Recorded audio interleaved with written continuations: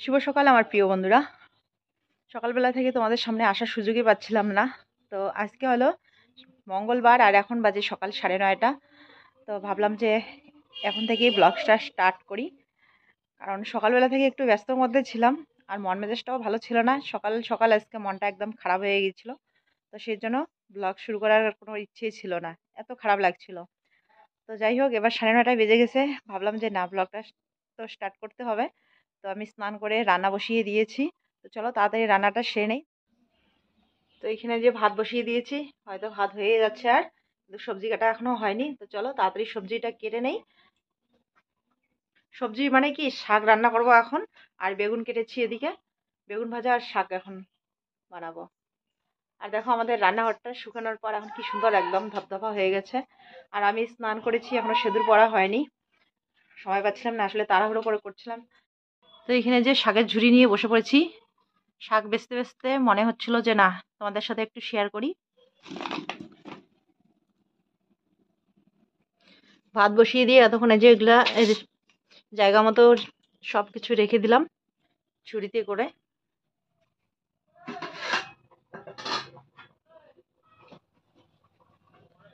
কথা বলতে বলতে এদিকে দেখো ভাত প্রায় হওয়ার দিকে, কিন্তু শাক এখনো বেচা হয়নি। চলো তাড়াতাড়ি শাকটা এখন বেছে নেবো। তো অর্ধেকটা শাক বেচতে না বেচতে ভাত তো হয়ে গেল। এবার আমি ভাতের ফ্যান ঝরিয়ে নেব। তো মেজো মেয়ে এতক্ষণ পড়াশোনা করছিল, ও আবার চলে আসলো। তো বললাম যে তাহলে একটু শাকটা বেছে দে, তাড়াতাড়ি করে হয়ে যাবে দুজনে মিলে বেচলে। তো এবার বেগুন ভাজা এদিকে করছি এখন।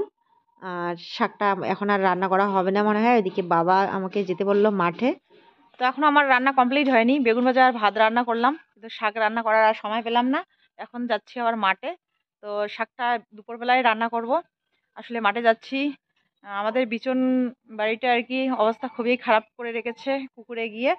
পুকুরে সকালবেলায় গিয়ে দেখলাম একদম অবস্থা খারাপ করে রেখেছে, বিচনকে একদম শুয়ে দিয়েছে মাটিতে।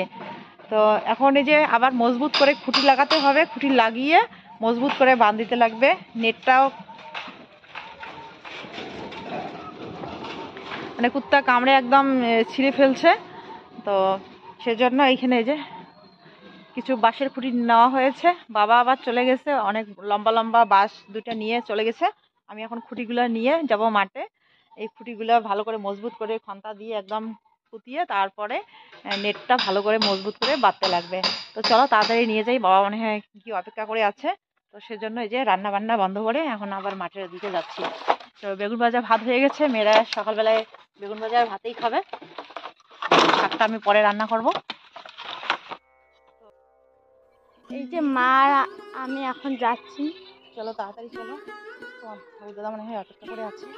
তো এই যে ছোট মেয়ে নিয়েছে খন্তাটা, আর আমি নিয়েছি এই যে বাঁশের খুঁটিগুলো, কারণ একা নিয়ে যেতে সমস্যা হবে।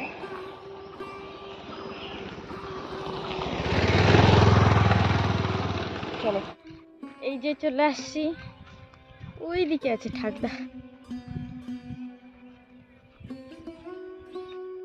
মা দেখো আমার পিছনে আছে।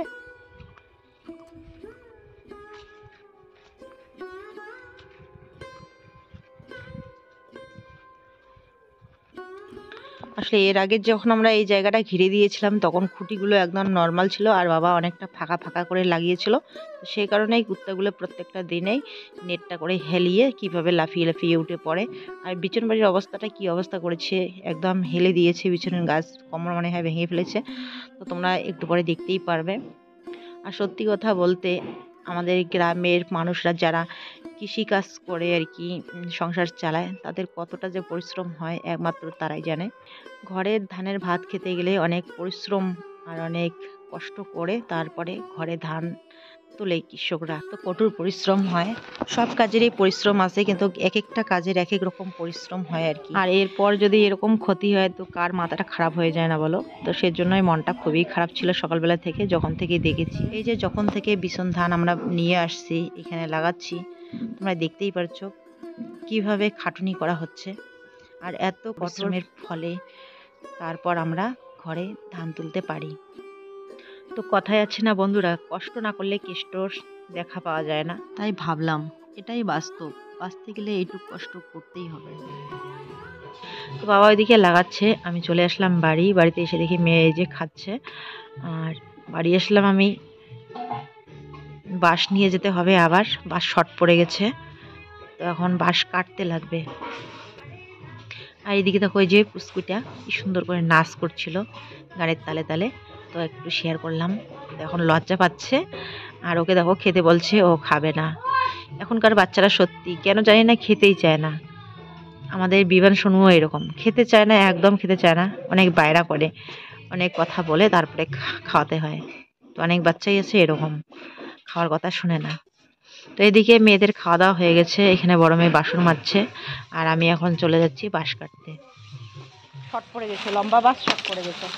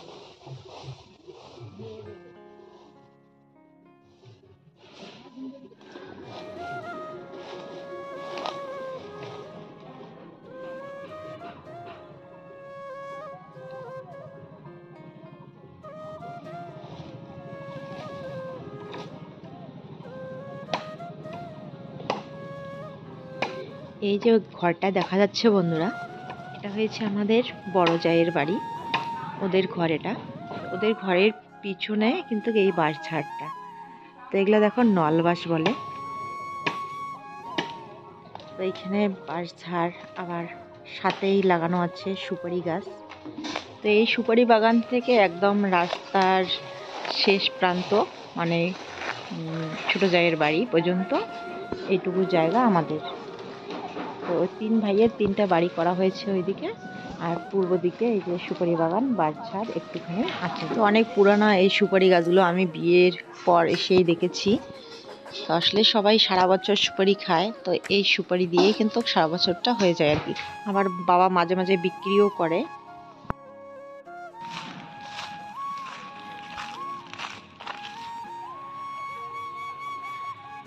তো 2টা বাঁশ কাটলাম, একটা ভাস্তার দ্বারা পাঠিয়ে দিলাম, আর এই যে আমি একটা নিচ্ছি এখন।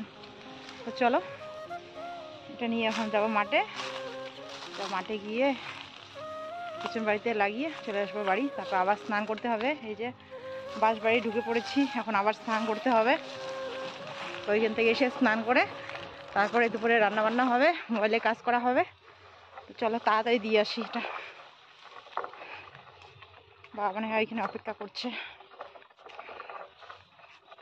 তো আমাদের এই যে বাঁশটা সব কিছুই ছিল, কিন্তু এই যে বাবাকে বলেছিলাম তখন এই একবারে মজবুত করে দেওয়ার জন্য, বাবা হ্যাসকারি করেছে।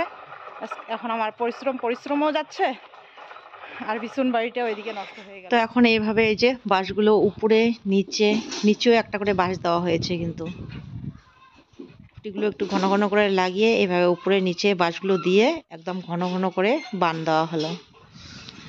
তো বাবা এতক্ষণ ধরে তো এই যে বান দিচ্ছিল, আমিও এবার হেল্প করলাম, তাড়াতাড়ি করে বানগুলো দেওয়া শেষ করলাম।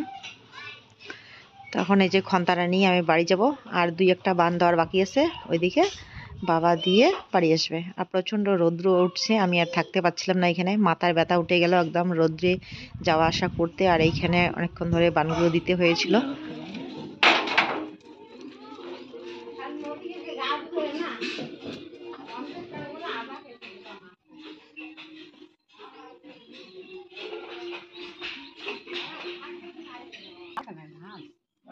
মুখ দিয়ে দেখো কত বড় বড় মাছ নিয়ে এসেছে ঠাকুর দাদা নদী থেকে।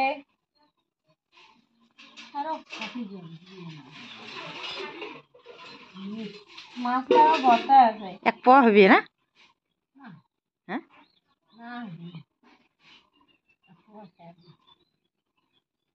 খাওয়াটা হবে আমার। এই মাছটা 2টো করে খাওয়া হবে। কি খাবে কি এই মাছটা ভর্তা আছে? হ্যাঁ দুইটা। ব্যস্ত হো না, ব্যস্ত এই বর্তায় আসছিলাম লাপা ধরে মাছ। অল্প সময়ের মধ্যে দেখো অনেকগুলোই মাছ পাইছে। দুটি দুটি করে হয়ে যাবে। হ্যাঁ কে হবে না, দুটি দুটি করে হয়ে যাবে। হিসেব করতো দুটি দুটি করে ভাসানো হয়। এরাম বর্তায় আছে, ফাঁসি জল থেকে নিয়ে আসছে। মাছটা দেখো না মা, কি সুন্দর করে খেলা খেলাচ্ছে। ইয়ো আঙ্গুল টিপ মোবাইলটা।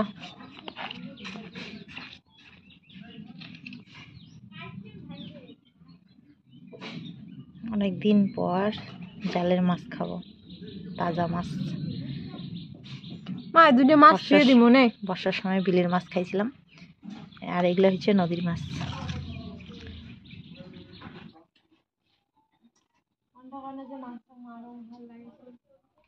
কি খেলছো এখানে? পুতুল পুতুল।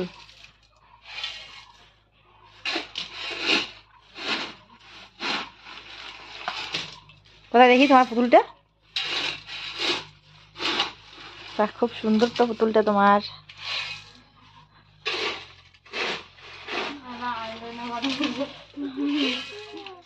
তো বন্ধুরা, মাটির ওই দিক থেকে এসে স্নান করে এবার এই যে শাক রান্না করছি এখানে।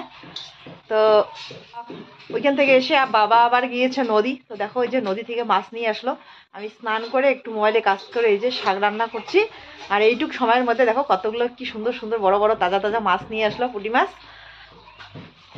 তো চলো বন্ধুরা, তাড়াতাড়ি রান্নাটা সেরে নেই। রান্না সেরে বাকি মোবাইলে কাজটা করে তারপরে আবার এক জায়গায় যেতে লাগবে। তো কোথায় যাচ্ছি, কেন যাচ্ছি, পরে তোমাদের সাথে শেয়ার করব, পরে বলবো। তো আমার শাক হয়ে গেছে মনে হয়।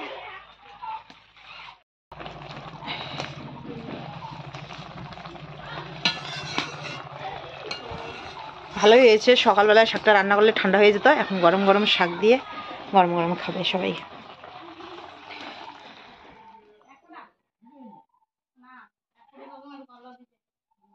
তো বন্ধুরা, এখন বাজে দুপুর 3টা, সবাই দিকে খাওয়া দাওয়া করছে। তো আমি ভিডিওটা কমপ্লিট করলাম। তো চলো এবার আমিও খেয়ে রেডি হব।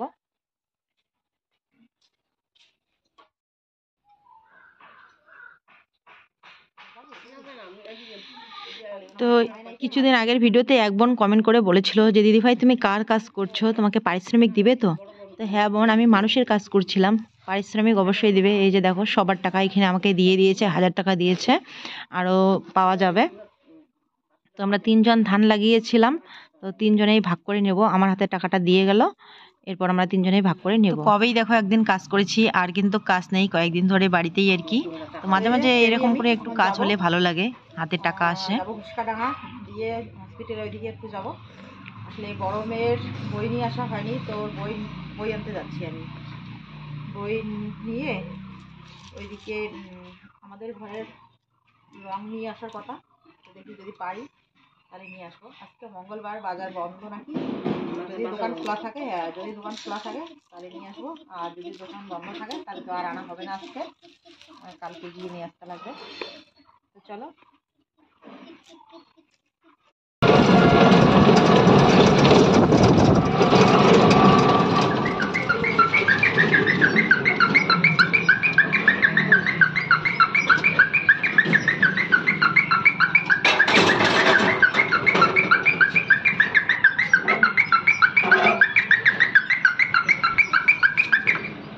তো বন্ধুরা, এমনিতেই হয়েছে দেরি, দেখো এখানে আস্তে আস্তে একদম গেট পড়ে গেল, যে ট্রেন আসছে। একটা পশ্চিম থেকে পূর্ব দিকে গেল, আবার এই যে পূর্ব দিক থেকে একটা পশ্চিম দিকে যাচ্ছে। একটা ট্রেন যাওয়ার পর আবার কিছুক্ষণ দাঁড়িয়ে তারপর আবার একটা গেল। যাই হোক, এবারে গেট খুলেছে। তো এখন আসছি আমি বদ্দির বাড়িতে। তো বদ্দি তো বাড়িতে নেই, ওর ছোট যা ছিল, তো ছদ্দির সাথে একটু কথা বললাম, কথা বলে এই যে এখন বাড়ির দিকে রওনা দিচ্ছি। তো আসলে আমি আসছিলাম বড় মেয়ের বই কেনার জন্য এক বাড়িতে। তো এসে দেখি যে ওই বাড়িটাই ওইখানে নেই, আসলে বাড়িটা ভেঙে ফেলেছে, এখন নতুন করে খুঁটি লাগিয়ে রাখছে, কিন্তু বাড়িটা ওইখানে নেই। এখন ফোন করলাম বইয়ের জন্য, এখন বলছে কালকে বলছে আসতে, আজকে এখন বলল যে রেজাল্ট দিবে তারপরে নাকি বই বিক্রি করবে। আর যার বই কিনবো, তো বদ্দির বাড়ির সাথেই বাড়ি, তো ওইখানে দাঁড়িয়ে আমি তখন চিন্তা করছিলাম, এমন সময় ছদ্দি বের হলো। তো এখন বলছে চল আমাদের বাড়ি থেকে ঘুরে আসবি। তো ওদের বাড়িতে একটু ঢুকে এই যে চলে আসলাম। এটা হয়েছে আমাদের থানা, আর পাশেই হয়েছে শিব মন্দির। তো এখন এইখানে আমি দাঁড়িয়ে আছি।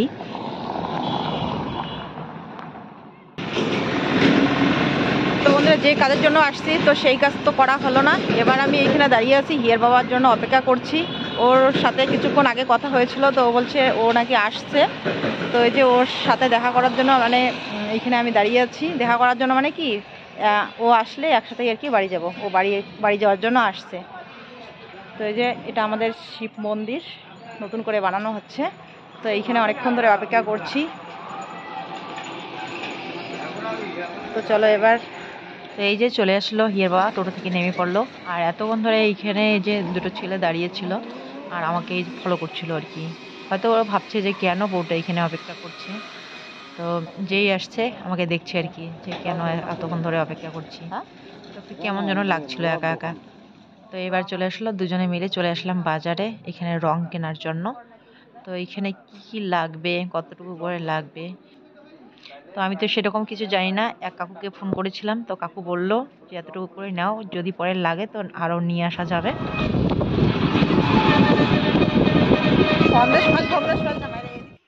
তো বন্ধুরা, এই যে রং নিয়ে আসলাম, কি কি লাগবে এগুলো নিয়ে আসলাম। এটার নাম নাকি প্রোটিন। রং নিয়ে চলে আসছি বাড়ি। এ মা, প্যাকেটটা ছিঁড়ে গেছে। আর বাড়ি চলে আসলাম। দেখো এই যে আজকে অলরেডি রং নিয়ে আসা হলো। সেই কতদিন ধরে ভাবি যে নিয়ে আসবো, কিন্তু আর নিয়ে আসা হয় না। মানে বাড়ি থেকে আর যাওয়াই হচ্ছে না। আজকে একদম হিসেব মানে কাকুকে ফোন করে যে কি কি লাগবে সমস্ত কিছু নিয়ে আসা হয়েছে। তো এখানে দেখো এই যে দুটো জামা আছে, এখানে একটা, তিনটা, এখানে একটা আছে, আর এই যে এখানে একটা আছে। তো এটা মনে হয় প্লাইমার, আর এটা কি, এটা মনে হয় রঙই। কি লাগবে না লাগবে কাকুই আর কি দোকানিকে বলে দিয়েছে যে এতগুলো এতগুলো করে দাও। তো ওই হিসাবে আর কি দোকানি দিয়েছে। তো এগুলা কোনটার নাম কি কি আমি কিছু জানি না। এটা একদম জলের বোতলের মতো লাগছে। এখানে একটা দেখো একদম ছোট একটা আছে, এটা বা কি জানি না। তো এগুলার রং এটা বুঝতে পারছি। আর এটা প্লাইমার, এটা শুনেছি যে এটার নাম প্লাইমার, এটা জানি না। আর কেরোসিন তেলের মতো সিন করে, আর শুনিস না। আর এটা হচ্ছে শিরিষ কাগজ নিয়ে আসা হয়েছে। তো অনেক দিনের ইচ্ছা আজকে পূর্ণ হলো, যে রংগুলো নিয়ে এসে এখন শুধু রং করার পালা। তো ঘরটা কালার হবে, সত্যি ভীষণ ভালো লাগবে। আমি আজকে ভীষণ খুশি। আর এই যে সে নিয়ে আসা হয়েছে, ওটা কি বলে, বস্তার মতো, সিমেন্টের মতো আর কি, ওটার নাম নাকি, ওটা ওই সাইডে রেখে দিয়েছি। তো আমার সাথে সাথে মেয়েরাও খুব খুশি, বলছে যে না আমাদের এখন ঘর কালার হবে। তো তোমাদেরকে কেমন লাগছে আমাদের এই খুশিতে অবশ্যই কিন্তু জানিও। আর গিয়ে বাবা বাজারে ঢুকেছিল, ওইদিকে ও বাজার করে নিয়ে আসলো গলামাল খরচা, সবজি খরচা, ওগুলো ওইদিকে আছে নিয়ে। তো দেখো ওইদিকে, তো গলামাল খরচা কি কি নিয়েছে আমি জানি না। চলো তোমাদের সাথে একটু শেয়ার করি।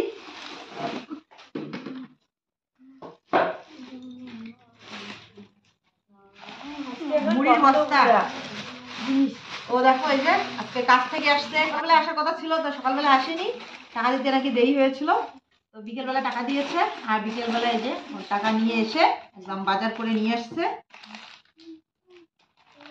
তো এখানে মানে মাছ, মাছের গন্ধ। এখানে আদা, আমি কালকে লঙ্কা নিয়ে আসছি, ও আবার নিয়ে আসছে 1 পোয়া। এখানে বেগুন, আর এখানে আছে আলু আর পেঁয়াজ। কালকে আমি 1 কিলো নিয়ে আসছি আলু, ও আজকে আবার 1 কিলো নিয়ে আসছে, আর পেঁয়াজ নিয়ে আসছে। তো এগুলো তো নষ্ট হয় না, পেঁয়াজ মানে 1 সপ্তাহ হয়ে যাবে আর কি। কালকে আমি এক কিলো নিয়ে আসছি, ও আজকে 1 কিলো নিয়ে আসছে, অনেকদিন খেতে পারবো। পেঁয়াজ তো আর সহজে নষ্ট হয় না, আর আলুও নষ্ট হয় না।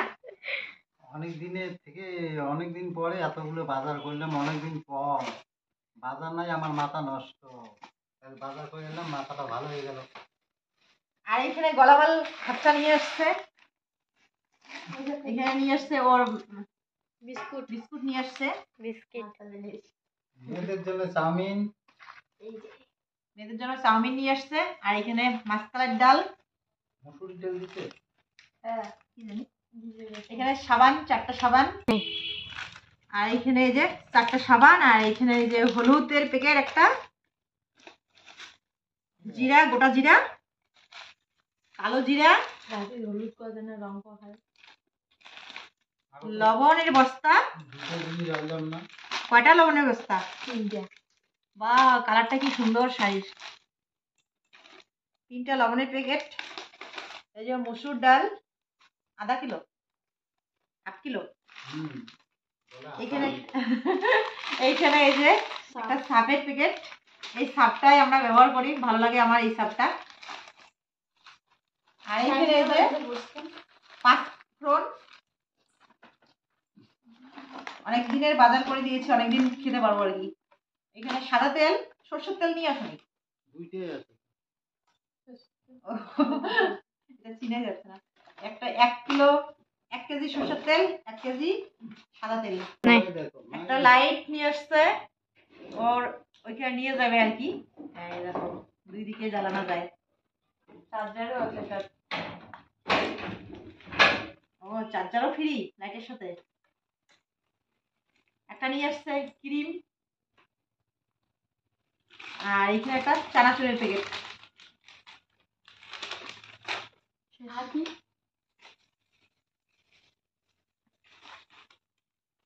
দেখো কতগুলো আজকে বাজার।